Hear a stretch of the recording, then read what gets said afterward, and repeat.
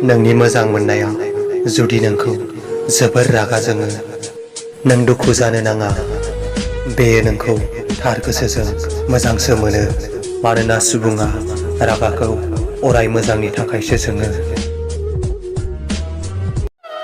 गोदै साहा आरो गोदै गोदै बुंफ्लाग्रा मानसिजों आंहा एलार्जि दं आं बैफोरबायदि मानसिखौसो मोजां मोनो जायफोरा खाब्राङै बुङोब्लाबो सैथोखौ बुङो दा फोथाय नों बिखौ गासिबो बाथ्राखौनो नोंनि समाय लानानै बुङो